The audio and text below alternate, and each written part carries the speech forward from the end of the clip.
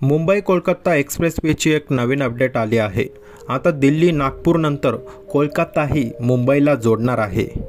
कोणते असणार आहेत ते 4 एक्सप्रेसवे जे एकमेकांशी कनेक्ट होणार आहे ते जर जाणून घ्यायचं असेल तर या व्हिडिओला शेवटपर्यंत बघत राहा।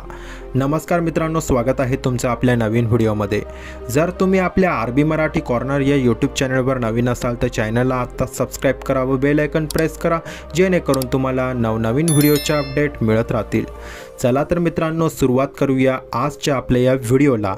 लवकरच मुंबई आणि कोलकाता यांच्या दरम्यान एक प्रवेश नियंत्रित एक्सप्रेसवे होण्याची शक्यता आहे।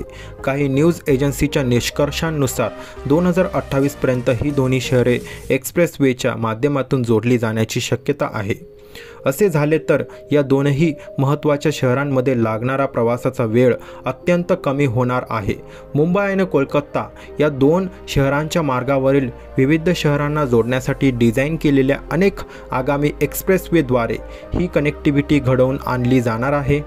मुंबई नागपूर समृद्धी द्रुतगती मार्ग, नागपूर भंडारा गोंदिया द्रुतगती मार्ग, रायपूर धनबाद इकॉनॉमिक कॉरिडॉर आणि वाराणसी कोलकाता द्रुतगती मार्ग हे मार्ग या कनेक्टिव्हिटीला हातभार लावणारे प्रमुख एक्सप्रेसवे असणार आहेत। असे असले तरी भंडारा आणि रायपूर दरम्यान कोणताही द्रुतगती मार्ग असणार नाही, त्यामुळे या एक्सप्रेसवेच्या कनेक्टिव्हिटीमध्ये अंतर राहील।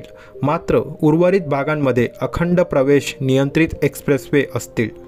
चला तर मित्रांनो, आता आपण रोडमॅप कसा असणार आहे ते जाणून घेऊया। नागपूर ते विजयवाडा एक्सप्रेसवे, नागपूर भंडारा गोंदिया द्रुतगती मार्ग, मुंबई नागपूर समृद्धी द्रुतगती मार्गाचा विस्तार करून 127 किलोमीटर लांबी असलेला नागपूर भंडारा आणि गोंदिया या 3 जिल्ह्यांना जोडणारा ईस्टर्न एक्सप्रेसवे मंजुरीच्या प्रतीक्षेत आहे।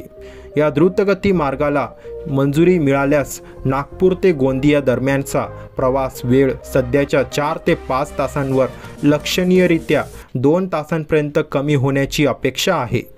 याचप्रमाणे रायपूर धनबाद इकॉनॉमिक कॉरिडॉर आणि वाराणसी कोलकाता द्रुतगती मार्ग हे देखील प्रस्तावित मार्ग आहे। या सर्व प्रकल्पांना मंजुरी मिळाल्यास लवकरच मुंबई ते कोलकाता हा प्रवास देखील द्रुतगती मार्गावरून करता येईल।